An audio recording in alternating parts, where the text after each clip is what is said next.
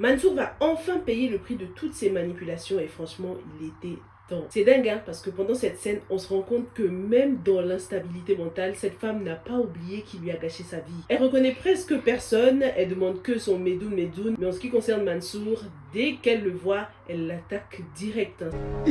Mansour. C'est vraiment la preuve que même le traumatisme n'efface pas une douleur profonde. Parce qu'on dirait qu'elle se souvient toujours de lui.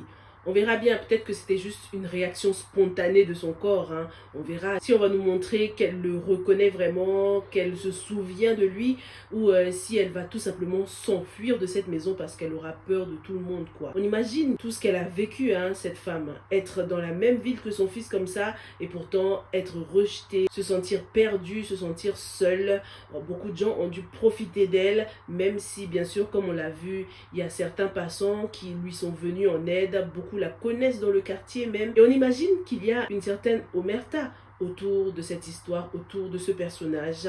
Beaucoup de gens doivent la connaître, doivent savoir. Mais personne n'a jamais rien dit jusqu'au jour où le père de Assi a décidé d'éclater le secret au grand jour. C'est dingue, hein? On ne peut pas compter sur les gens et surtout pas sur Tata Jojo qui, hein, maintenant je lui donne un de ses side eye à Tata Jojo là.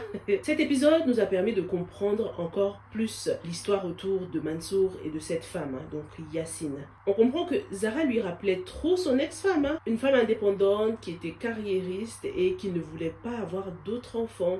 Et Mansour, au lieu de régler ses blessures, il a transféré toute sa haine sur Zara, quoi. Mansour aurait pu prendre une deuxième femme si c'est plus d'enfants qu'il voulait. Ou bien en discuter franchement, hein, et pas manipuler son fils jusqu'à faire exploser son mariage, rendre son fils malheureux comme jamais parce que lui n'a pas été heureux dans le mariage, quoi. Le personnage de Mansour me rappelle vraiment que certaines personnes ne comprennent pas le travail qu'il faut faire sur soi avant d'être marié, avant de se marier avec quelqu'un et encore plus avant d'être parent pour éviter ce genre de scénario, éviter de transférer tout ton trauma sur ton fils, sur tes enfants qui n'ont rien demandé, quoi. Mansour a vécu dans une société patriarcale, je peux dire encore plus que maintenant. À son époque, j'essaie de le comprendre, tu sais, à son époque, c'était pas commun d'avoir une femme avec autant d'ambition, une femme carriériste comme aujourd'hui, comme les Zara, les Keisha, voilà, et toute la clique. Aujourd'hui, les femmes tiennent de plus en plus à être épanouies. En plus, ce n'est que du positif. Lorsque ta femme travaille, l'homme a moins de charges financières, moins de charges mentales. Il peut compter sur sa femme. Mais ça, on dirait que c'est vraiment insupportable pour Mansour. C'est sûr que cette femme faisait ressortir des insécurités. Hein. Ça a vraiment été un homme insecure. Concernant Zara, quand elle apprend qui est cette femme dans la rue, elle n'hésite pas à lui venir en aide, lui demander de venir chez elle. Elle est prête à l'accueillir. Preuve que non seulement Zara, elle a un grand cœur, mais en plus, c'est vraiment la preuve qu'elle tient encore à Badara, qu'elle l'aime toujours malgré tout. C'était vraiment beau de la voir voler au secours de cette dame sans hésiter pour l'aider à retrouver une dignité. C'est sûr qu'une attitude comme ça pouvait jamais venir de Assi. Est-ce qu'elle va même accepter que cette dame vive dans cette maison, dans la maison des Badara avec eux? Le plus gros secret de la série a enfin éclaté et Tata Jojo n'y était pour rien. Franchement, elle qui avait toutes les cartes en main, des visions, des prédictions, des avertissements. Elle a fait quoi concrètement avec tout ça? Rien du tout. Elle n'a ni protégé Zara, ni Keisha. Je suis un peu déçue de son rôle. Dites-moi si c'est pareil pour vous, hein.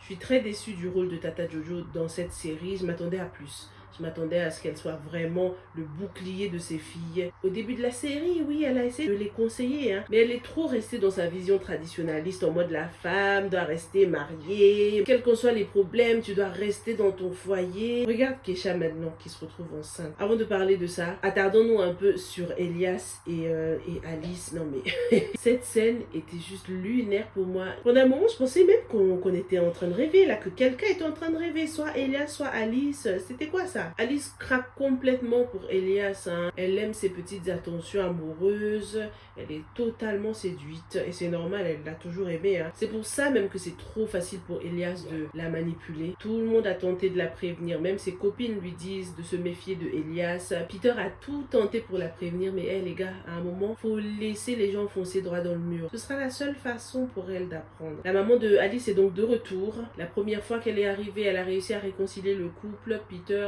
était revenu à la maison, mais à mon avis, ce sera très très difficile cette fois et je ne veux même pas que Peter retourne à la maison. Il faut que Alice apprenne de ses erreurs parce que Alice est complètement aveuglée en ce moment. Personne ne pourra la raisonner. Parlons aussi de Kinney, la Lady Diama 2.0. Donc techniquement, elle est encore la femme d'Hassan Bey, mais l'imam a été clair. Elle peut divorcer à certaines conditions. L'une des conditions étant de rendre la dot. Il faut rendre la dot. T'es une femme d'affaires maintenant, pourquoi tu compliques la Kinney? Rends la dot qu'on passe à autre chose. Oh, ces femmes-là, elles m'énervent des fois.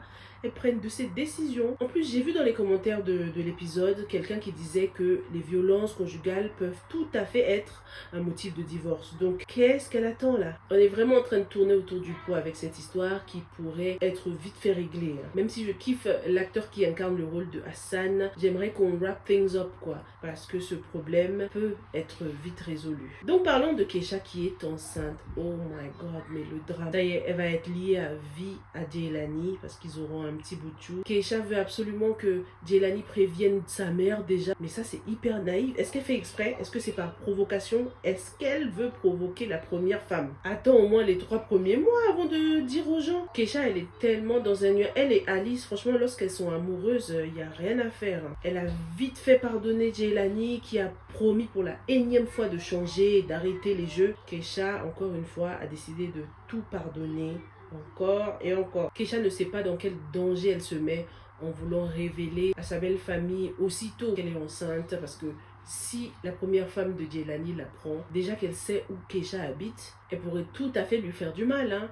Et en plus, les premiers mois de grossesse sont très très délicats, des fausses couches peuvent arriver, tout peut arriver. Donc il serait judicieux de stay on the low pour l'instant, pour éviter que les gens t'accusent d'avoir, voilà, cric le bébé de Jelani. C'est pas le moment de vouloir show off ou de provoquer qui que ce soit. Dites-moi dans les commentaires ce que vous avez pensé de cet épisode. Est-ce que Assi va accepter la présence de Yacine chez Badara? Est-ce que Jelani va encore une fois trahir Keisha? Ou est-ce qu'avec l'arrivée de ce bébé, il va enfin devenir responsable? En ce qui concerne Mansour, dites-moi ce que vous pensez de son sort. Lui qui avait déjà fait ses bagages et voulait s'enfuir là. C'est ce qu'on appelle guet-apens. Il s'est fait encercler d'un coup, il peut plus fuir. Bien fait pour toi. Merci beaucoup d'avoir regardé cette revue. On se retrouve dans la prochaine. Stay safe and stay blessed. Bye.